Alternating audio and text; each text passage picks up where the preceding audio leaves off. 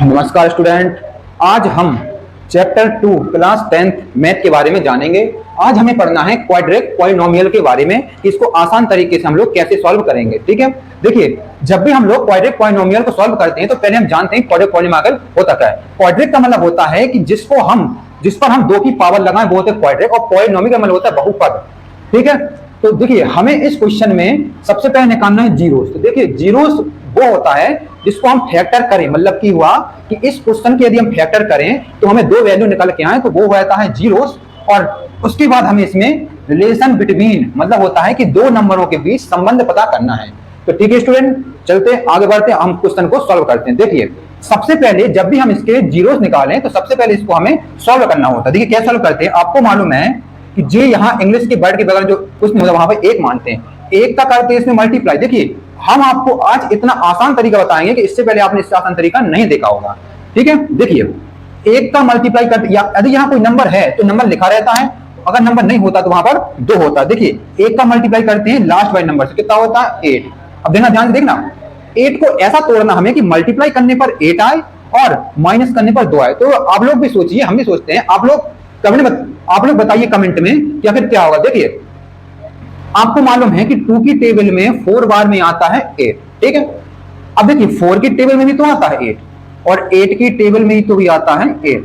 देखिए मतलब ये 3 ऐसे नंबर होते हैं जिनके टेबल में 8 आता है, तो हमें चाहिए यहाँ पर -2। हम पहले बता चुके हैं कि इसका इसमें करते हैं मल्टीप्लाई, उसके बाद जो यहाँ नंबर रहता है उसमें तो हमको तोड़ना होता है। देखिए अब इनको हटा दो क्योंकि इनका कुछ काम नहीं है। यहाँ देखते हैं, अब 2 4 लिखा, माइनस और प्लस हम अपने अकॉर्डिंग लगाते हैं जैसा हमें क्वेश्चन में कहा गया है। ठीक है, देखिए माइनस का 2 चाहिए, आपको मालूम है कि बड़ी संख्या माइनस की रखेंगे छोटी प्लस की, तभी तो 4 में से 2 घटाएंगे तो कितना बचेगा -2, मतलब ये हमारा सही है। अब देखिए इन 2 वैल्यू को हम इसकी जगह पुट करेंगे। ठीक है, देखिए इसको जैसा वैसा लिखते हैं, इसकी जगह हमको ये 2 वैल्यू पुट करनी है। तो क्या लिखा, प्लस का 2x, x अपने मन से लगाते हैं, और माइनस कितना लिखा 4x, और माइनस का 8 जैसा वैसा, लास्ट में लगाते हैं 0, क्योंकि जो फाइंड करते हैं जीरोस तो लास्ट में जीरोस लगा नहीं पड़ता। अब इसको हम लोग क्या करते हैं दोस्तों, हटा देते हैं। देखिए इसके बाद हमें इन 2 नंबरों में और इन 2 नंबरों में कॉमन लेते हैं। कॉमन क्यों लिया जाता है, कॉमन इसलिए लिया जाता है क्योंकि यहां पर देखो इन 2 नंबरों में x सेम है,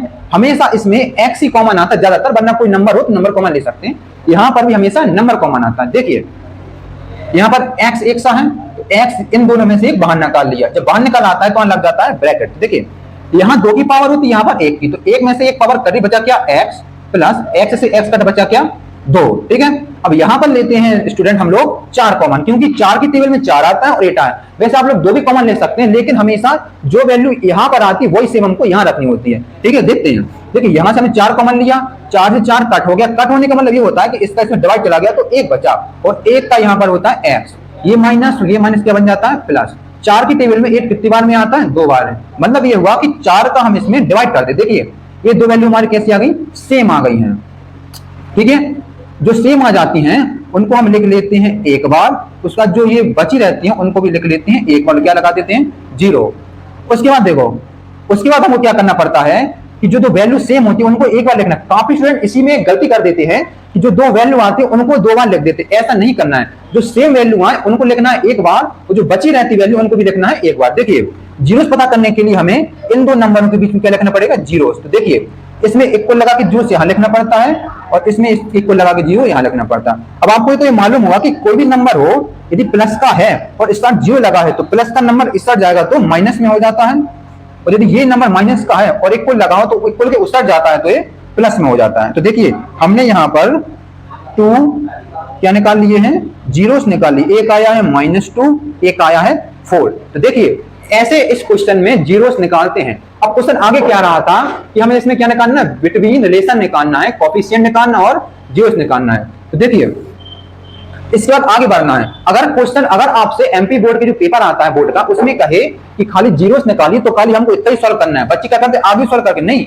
यदि जीरोस कहे तो खाली इतना ही सॉल्व करो, उसके आगे यदि कहे तो उसके आगे सॉल्व करो। तो देखिए एंड सम, देखिए सबसे पहले हमें यहां पर जब भी हम लोग जीरोस के बाद कुछ और फॉर्मूले लगाते हैं, जैसे मान लो सम का लगाना कोएफिशिएंट का, तो सबसे पहले होता है सम ऑफ जीरोस। ये 2 फॉर्मूले होते हैं जिनका हम लोग यहाँ पर क्या करते हैं, प्रयोग करते हैं। देखिए सम ऑफ जीरोस का फॉर्मूला होता है alpha plus beta equal minus B upon A, ये होता है सम ऑफ जीरोस का, और यहां लिखते हैं हम लोग कोफिशिएंट ऑफ जीरोस। ठीक है स्टूडेंट, यहां लिखा कोफिशिएंट ऑफ जीरोस। क्या होता है इसका formula, alpha into beta equal C upon A. देखिए सम मतलब होता है प्लस, और कोफिशिएंट का मतलब होता है गुणांक, गुणांक का मतलब होता है मल्टीपल, मल्टीपल का मतलब होता है मल्टीप्लाई।